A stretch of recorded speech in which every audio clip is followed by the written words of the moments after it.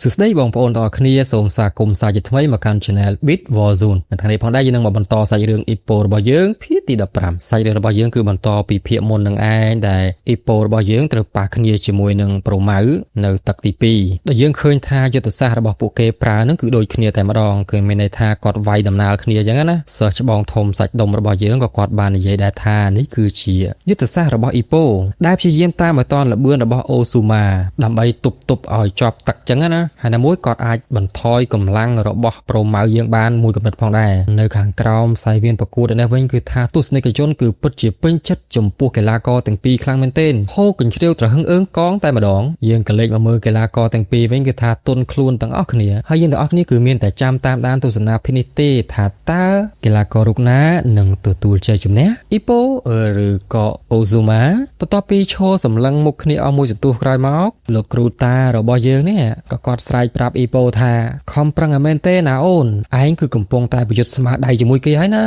ស៊ូកូនស៊ូ Ipo ក៏បានតបក្នុងចិត្តថាខ្ញុំមិនអីទេខ្ញុំនឹងធ្វើឲ្យបាននិយាយមិនតាន់ផុតពីមាត់ផងអូសាម៉ាបានវាយទៅកាន់ Ipo 1-2ហើយថែមហុកមួយដៃទៀតក៏ប៉ុន្តែត្រូវបាន Ipo កិច្ចផុតបន្ទាប់មក Ipo ក៏សងវិញមួយដៃក៏ប៉ុន្តែ Ipo ខ្លួនឯងហ្នឹងក៏ត្រូវបានមួយដៃសងវិញដែរហើយនិយាយពីថាទស្សនិកជនវិញគឺថាសប្បាយអខ្លាំងមែនទែនអាងតែមិនមែនខ្លួនឯងនៅលើសាយវានប្រកួតអាអ្នកនៅលើនេះទ្រាំចង់លេងបានហើយហ្នឹងយើងឃើញថាកីឡាករទាំងពីរហ្នឹងអស់រៀងខ្លួនហើយកម្លាំងក៏រៀងអស់ដែរព្រោះវាយទៅវាយមកវាបានធ្វើតែទប់ណាមួយសន្ទុះក្រោយមកពួកគេក៏ស្ទុះទៅរកគ្នាដោយអូស៊ូម៉ាបានម៉ាត់ចំពោះ Ipo មួយដៃហើយ Ipo របស់យើងក៏សោកស្ដាំទៅមួយដៃទស្សនិកជនហូរទៀតហើយលបងធំទាំង3របស់យើងគឺថាកំពុងតែអារម្មណ៍នៅក្នុងខ្លួនទេក៏កំពុងតែបារម្ភថាចុះមក Ipo ឆ្នៃឬក៏ចាញ់ទេណាហើយយើងក៏លេចមកមើលសាយវានប្រកួតវិញគឺថាពួកគេទាំងពីរក៏នៅតែម៉ាត់ទៅម៉ាត់មកស្មើដៃគ្នាតែម្ដងវាយព្រមគ្នាហើយរៀមច្បងទាំង3របស់យើងក៏កំពុងតែអង្គុយពិភាក្សាគ្នាថាចុះម៉ៃហើយណាគេឈ្នះណាគេចាញ់ទេតែក៏មិនអាចធ្វើអ្វីបានក្រៅពីការស្រែកលើកទឹកចិត្តដល់សិស្សប្អូននឹងឯងខណៈពេលដែលកំពុងតែហត់នឹងគឺ Ipo ក៏សម្លឹងទៅមើលមុខរបស់លោកគ្រូធំហើយក៏នឹកចាំសម្ដីរបស់គាត់ថាបើទោះបីជាគាត់ឈឺប៉ុណ្ណានោះទេក៏ប៉ុន្តែត្រូវបន្តប្រាប់ខ្លួនឯងថាមិនអីទេ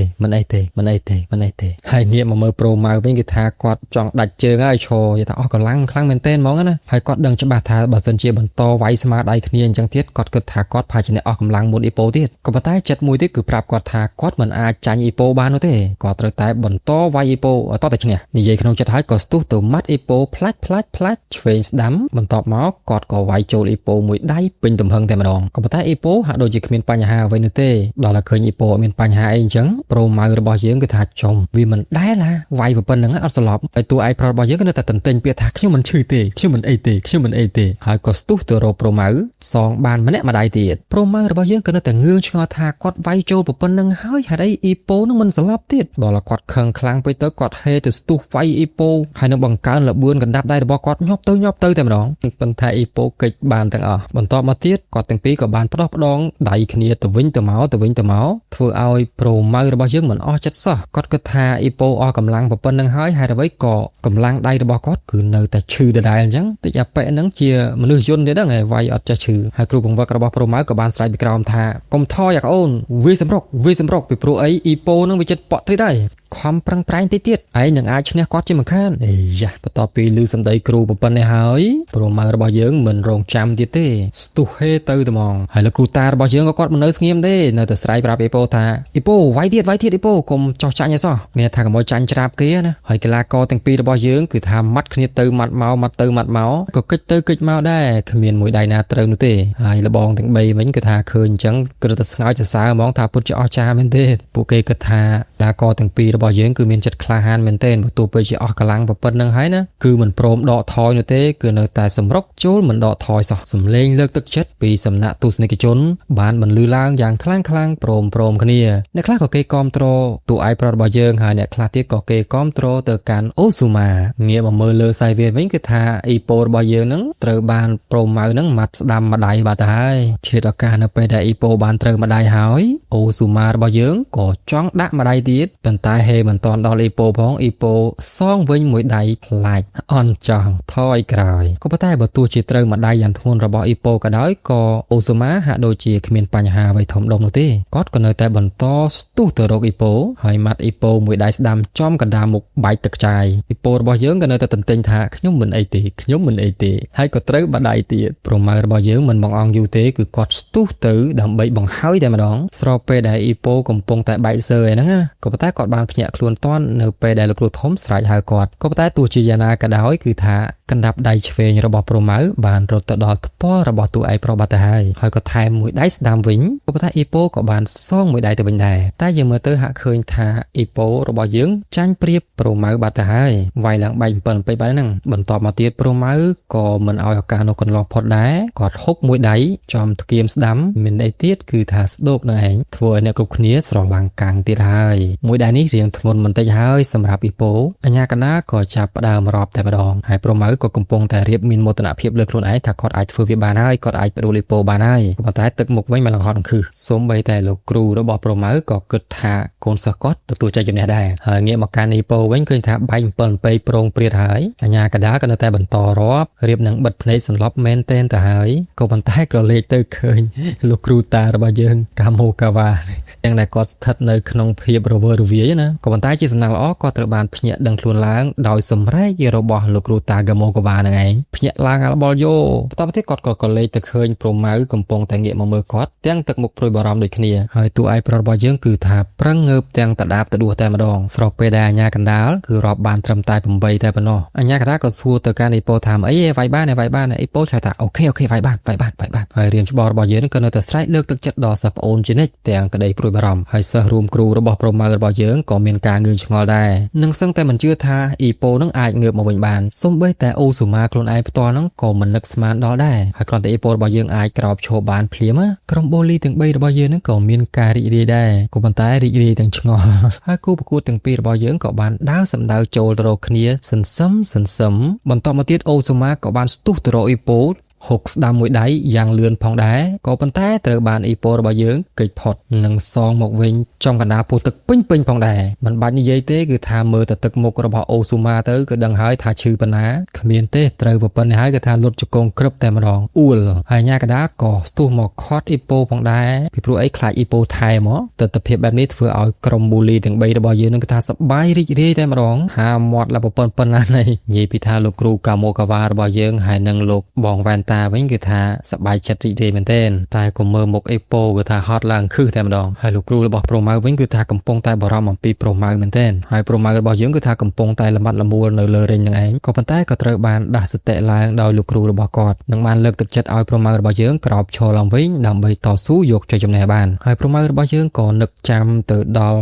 ់ប្រពន្ធរបស់លោកគ្រូខ្លួនឯងដែលកំពុងតែរងចាំនៅឯស្រុកនោះហើយនឹងការសន្យារបស់ប្រម៉ៅទៅកាន់ក្លឹបប្រដាល់របស់ខ្លួនឯងផងដែរហើយឆន្ទៈនេះផងដែរគឺធ្វើឲ្យប្រម៉ៅនៅតែបន្តតស៊ូប្រកួតដើម្បីជ័យជំនះហើយសិស្សរួមគ្រូរបស់ប្រម៉ៅក៏នៅតែបន្តស្រែកលើកទឹកចិត្តឲ្យប្រម៉ៅតស៊ូឲ្យបានហើយញ៉ាកណ្ដាលគឺរាប់បានត្រឹមតែ8ប៉ុណ្ណោះអូស៊ូម៉ាប្រម៉ៅរបស់យើងក៏នៅតែក្រោកឈរឡើងដើម្បីបន្តការប្រកួតរបស់គាត់បន្តទៀតអីយ៉ាហើយគាត់បន្តនិយាយទៅកាន់អាជ្ញាកណ្ដាលថាគាត់អាចប្រកួតបាននៅពេលដែលអាជ្ញាកណ្ដាលប្រាប់ថាឲ្យវាយពួកគេទាំងពីរក៏បានដើរចូលទៅរកគ្នាអ៊ីប៉ូក៏បានសោកមុនពីដៃផ្ទួនហើយប្រម៉ៅរបស់យើងក៏បានសងវិញមួយដៃក៏ប៉ុន្តែត្រូវអ៊ីប៉ូគេចផុតគាត់ក៏ផ្ទួនមួយដៃទៀតចំមុខរបស់អ៊ីប៉ូក៏ប៉ុន្តែគ្មានបញ្ហានោះទេហើយនៅតែបន្តវាយសម្រុកទៅរកអ៊ីប៉ូឆ្វេងស្ដាំហើយអ៊ីប៉ូរបស់យើងក៏សក់ទៅវិញឆ្វេងស្ដាំដូចគ្នាគឺថាព្រឹត្តិការណ៍នេះគឺពិតជាជក់ចិត្តខ្លាំងមែនទែនធ្វើឲ្យទស្សនិកជនទាំងអស់គ្នាស្រែកហូរកញ្ជ្រៀវយ៉ាងខ្លាំ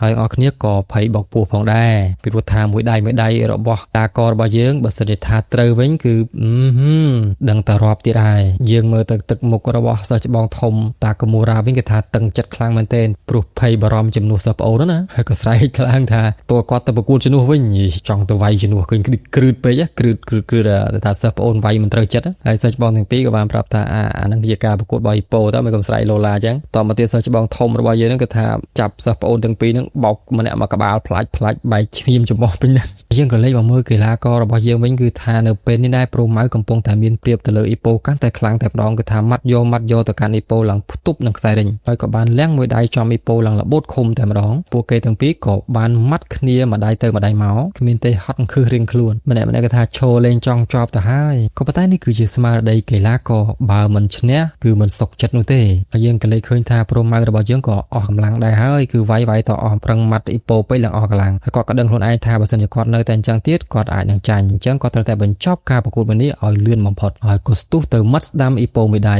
តែត្រូវអ៊ីប៉ូឃុំជាប់ក៏ប៉ុន្តែមួយដៃនេះគឺធ្ងន់ខ្លាំងមែនទេអ្នករុញអ៊ីប៉ូទៅអឹបទៅនឹងរិញគ្រូបង្វឹករបស់ប្រម៉ៅក៏បានស្រែកប្រាប់ប្រម៉ៅថាដាក់ទៅកូនដាក់ទៅប្រម៉ៅមិនរងចាំយូរនោះទេក៏យាមួយដៃទៅកាន់អ៊ីប៉ូក៏ប៉ុន្តែអ៊ីប៉ូក៏បានវាយបកទៅកាន់ប្រម៉ៅផងដែរមួយដៃវិញសងទៅសងមកក៏យើងឃើញថាអ៊ីប៉ូក៏នៅតែអាចគ្រប់គ្រងស្ថានភាពបានដូចដើមបើទោះបីជាពេលនេះគាត់អស់កម្លាំងក៏ដោយក៏ប៉ុន្តែអូស៊ូម៉ាប្រម៉ៅរបស់យើងគឺមិនទុកឲ្យអ៊ីប៉ូមានកម្លាំងតាន់ទេគឺស្ទុះទៅម៉ាត់អ៊ីប៉ូឆ្វេងស្ដាំ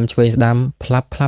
ប់មិនដកដៃនោះទេហើយកណ្ដាប់ដៃរបស់ប្រម៉ៅក៏ត្រូវចំកណ្ដាលពុកអ៊ីប៉ូពេញទំហឹងធ្វើឲ្យអ៊ីប៉ូខ្ទាតទៅតាក់នឹងខ្សែរិញពេញមួយទំហឹងតែម្ដងប្រម៉ៅក៏នៅតែបន្តម៉ាត់ញាប់ឆ្អេកដូចម៉ាស៊ីនដេរអញ្ចឹងឯងហើយកណ្ដាប់ដៃហុករបស់គាត់ដ៏ខ្លាំងក្លាក៏បានទៅដល់កណ្ដាលមុខអ៊ីប៉ូពេញទំហឹងលើកនេះហើយប្រម៉ៅរបស់យើងក៏នឹងប្រុងតែបញ្ចប់ការប្រកួតមួយនេះដោយកណ្ដាប់ដៃហុកចុងក្រោយរបស់គាត់ផងដែរក៏ប៉ុន្តែសមាជិកទូប្រុសរបស់យើងគឺបានត្រឡប់មកវិញភ្លាមហើយក៏ស្រមៃទៅកាន់កណ្ដាប់ដៃរបស់រាមច្បងតាកូមូរ៉ាបានវាយទៅរកគាត់កណ្ដាប់ដៃរបស់ប្រម៉ៅខិតនឹងចិត្តទៅដល់អ៊ីប៉ូទៅហើយភ្លាមនោះបានអោនហើយគេចផុតពីក្បាច់ហុករបស់ប្រម៉ៅហើយក៏សងត្រឡប់ទៅវិញនៅកណ្ដាប់ដៃពីឃាតចំកណ្ដាលពោះមួយដៃហើយថែមឆ្វេងមួយដៃទៀតចំគុំធ្គាមរបស់ប្រម៉ៅ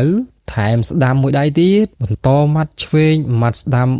1-2ហើយក៏បង្ហើយប្រម៉ៅនៅមួយដៃស្ដាំជ្រុះប្រដាប់ការពារថ្មិញពីមាត់តែម្ដងកណ្ដាប់ដៃចុងក្រោយនេះធ្វើឲ្យគ្រប់គ្នានៅពិហូកេឡាឋាននាំគ្នាជំហរមាត់គ្រប់គ្នាស្របពេលដែលប្រម៉ៅរបស់យើងដូកទៅនឹងរិញទៅហើយអាញាកណ្ដាលក៏បានបញ្ឈប់ការប្រកួតនេះភ្លាមផងដែរដោយជ័យជំនះគឺបានទៅលើអ៊ីប៉ូម៉ាខូណូជីសំលេងកងរំពងក៏ក្រើកនៅពិហុកីឡាដ្ឋានផងដែរហើយយើងក៏លេចមកមើលតួឯកប្រុសរបស់យើងវិញគឺថាអស់កម្លាំងរលីងតែម្ដងហើយក៏គាត់បានសួរទៅកាន់លោកគ្រូតាកាម៉ូកាវ៉ាថាគាត់ឈ្នះហើយមែនទេលោកគ្រូធំក៏បានឆ្លើយថាឈ្នះហើយកូនឈ្នះហើយ yes ហើយពលរបស់យើងក៏បានក្រោកឡើងវិញហើយក៏បានទៅសួរសុខទុក្ខដៃគូប្រកួតរបស់យើងចង់ដឹងថាគាត់យ៉ាងម៉េចទៅហើយក៏ប៉ុន្តែយើងឃើញថាប្រម៉ៅគឺថាទ្រន់ទ្រាខ្លាំងមែនទែនយើងឃើញថាសមត្ថភាពរបស់ប្រម៉ៅគឺមិនធម្មតានោះទេក៏ប៉ុន្តែនៅតែមិនអាចយកឈ្នះតួឯកប្រុសរបស់យើងបានហើយតួឯកប្រុសរបស់យើងក៏បានមកសុំទោសអីចឹងណាហើយក៏អរគុណសម្រាប់ការប្រកួតមួយនឹងផងដែរជាមួយនឹងប្រម៉ៅរបស់យើងគឺពិតជាការប្រកួតដ៏អស្ចារ្យហើយប្រម៉ៅរបស់យើងក៏បានទទួលស្គាល់នៅកណ្ដាប់ដៃរបស់តួឯកប្រុសរបស់យើងដែរថាពិតជាខ្លាំងមែនទែនហើយគាត់ក៏បានជូនពរតួឯកប្រុសរបស់យើងឲ្យឈ្នះនៅការប្រកួត tournament មួយនេះហើយគាត់ក៏បានដើរចេញទៅក៏ប៉ុន្តែនៅពេលដែលប្រម៉ៅចុះពីរិញទៅគឺថាទស្សនិកជននឹងគឺមានការអបអរសាទរទៅកាន់គាត់បើទោះបីជាគាត់ចាញ់ក៏ដោយក៏ប៉ុន្តែសមត្ថភាពរបស់ពួកគាត់គឺទស្សនិកជនបានទទួលស្គាល់រួចទៅហើយទស្សនិកជនទាំងអស់ក៏បានងាកមកអបអរសាទរទៅដល់ជ័យជំនះរបស់តួឯកប្រុសរបស់យើងវិញហើយនៅចុងបញ្ចប់នៃសាច់រឿងក៏យើងក៏លេចមកមើលប្រម៉ៅរបស់យើងគឺកំពុងតែអង្គុយស្រងោលស្រងាត់ហើយគាត់ក៏បានទទួលស្គាល់នៅការបរាជ័យមួយនេះដែរនិងទទួលស្គាល់ថាវាគឺជាការប្រកួតដ៏អស្ចារ្យសម្រាប់គាត់បន្ទាប់ពីការប្រកួតចប់ពួកគេទាំងអស់គ្នាក៏បានជួបជុំគ្នាហើយមុននឹងបញ្ចប់ភាគនេះយើងក៏លេចមកមើលមុខតួឯកប្រុសរបស់យើងវិញគឺថាអេមតែមែនទេនេះប៉លតែម្ដងឈ្នះមែនប៉ុន្តែឈ្នះឡើងប៉លមុខហើយ admin ក៏សូមកាត់ slash ទៅត្រឹមនេះសិនហើយយើងនឹងជួបគ្នានៅភាគក្រោយបន្តទៀតហើយបើសិនជាអ្នកទាំងអស់គ្នាចូលចិត្តនៅវីដេអូនេះសូមកុំភ្លេចចុច like share subscribe ដាក់សញ្ញាកណ្ដឹងដើម្បីទទួលបានវីដេអូថ្មីៗពី admin បន្តទៀតជូនពរឲ្យបងប្អូនទាំងអស់គ្នាមានសុខភាពល្អនិងរកទទួលទានមានសេចក្តីសុខសុភមង្គលនៅក្នុងក្រុមគ្រួសារជម្រាបលាបាយបាយសូមព្រះប្រទានពរ